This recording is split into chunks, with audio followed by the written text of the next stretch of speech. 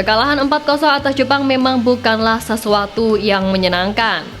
Tapi bukan berarti kita boleh berkecil hati, karena sejatinya kita juga bisa mendapatkan cukup banyak peluang emas yang sayangnya belum bisa dimaksimalkan. Ya, para pemain timnas Indonesia sudah melakukan semua yang mereka bisa, tapi apa daya, memang kualitasnya masih segitu.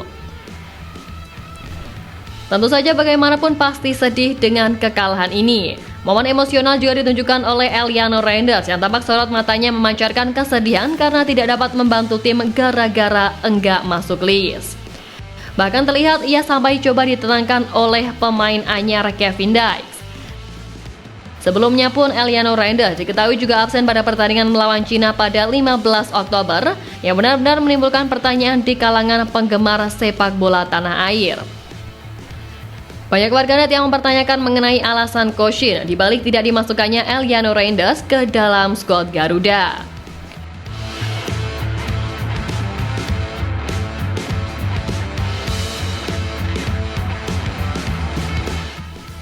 Wajah kecewa benar-benar tak bisa disembunyikan oleh Eliano sebab namanya tak kunjung terlihat bahkan di daftar pemain cadangan sekalipun.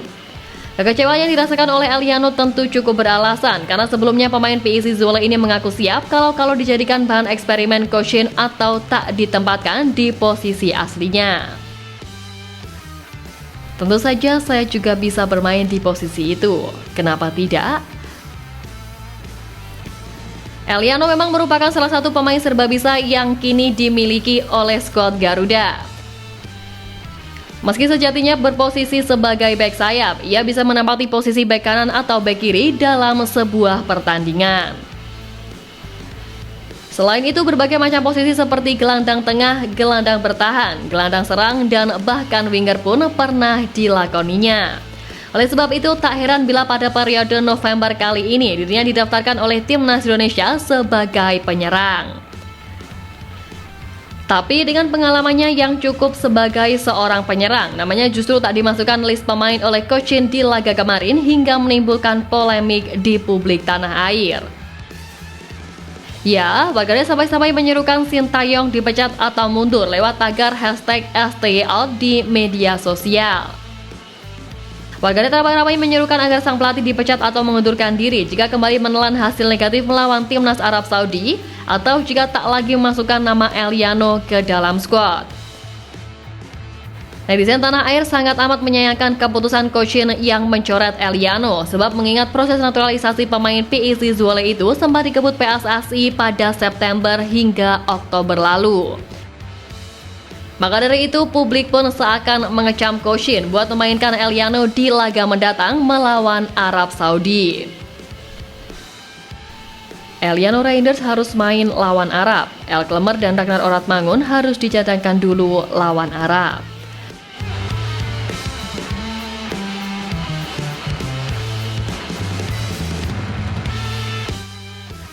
Nah, di satu sisi, raut kesedihan yang ditunjukkan oleh Eliano memang sampai membuat Kevin Dykes untuk mencoba menenangkan rekannya itu. Ya, emang keren sih Bang Kevin, padahal dia sendiri juga pastinya sedih gara-gara debutnya yang enggak enak. Udah cedera, mana kalah pula. Tapi nggak apa-apa, moga-moga aja enggak parah dan juga bisa main pas lawan Arab nanti.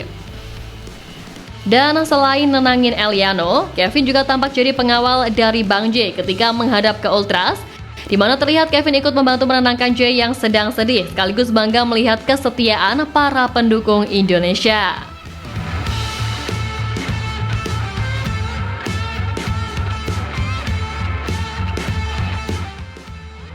Tapi di lain sisi, pada konferensi pers usai laga versus Jepang kemarin, sejatinya Koshin telah memberikan klarifikasi soal keputusannya tak memasukkan nama Eliano. Pelatih asal Korea Selatan itu menilai bahwa Eliano untuk saat ini masih belum baik, sehingga diputuskan tidak masuk skuad ketika pasukan Garuda menghadapi Samurai Biru. Selain itu, menurut penuturan juru taktik asal Korea Selatan tersebut, persaingan ketat di posisi bek kanan juga jadi salah satu faktor yang utama. Sebab Sintayong juga memutuskan tidak melibatkan Egy Maulana Fikri dan juga Ramadan Sananta di laga kontra Jepang. Soal Eliano, tidak dapat masuk ke skuad karena menurut saya belum baik. makin susah bagi dia untuk masuk ke squad saat ini. Jadi saya memilih seperti itu. Namun dari semua itu, tentu yang bikin kami semua cukup sedih adalah saat melihat kekecewaan Pak Erik yang terlihat sendiri mojok di sudut tribun. Yap, apa yang dirasakan oleh Pak Erick Thohir ini memang sangat bisa dimaklumi, sebab beliau sudah kerja keras untuk melakukan apapun agar Indonesia bisa bersaing, namun nyatanya itu belum cukup. Usai laga pun, Pak Erick langsung menggelar evaluasi dengan skuad Garuda dan Coach Shin Taeyong. Benar-benar merasa kurang puas dengan hasil akhir di laga kemarin, Pak Erick melakukan gerak cepat evaluasi agar performa timnas Indonesia bisa lebih baik lagi ke depannya. Bagi Pak Erick, apa yang terjadi di timnas ini memang sudah menjadi tanggung jawabnya sebagai ketum PSSI. Ia bahkan juga mempertanyakan kepada para pemain apakah masih percaya untuk melanjutkan perjuangan di timnas Indonesia. Sebagai seorang pemimpin, ia bahkan mengancam akan mengundurkan diri sebagai ketum PSSI jika kepercayaan dan kebersamaan itu sudah tidak ada. Ya, memang imbas dari hasil mengecewakan kemarin, tentu akan butuh perjuangan lebih dan lebih besar bagi skuad Garuda untuk bisa memanfaatkan 5 laga tersisa yang ada.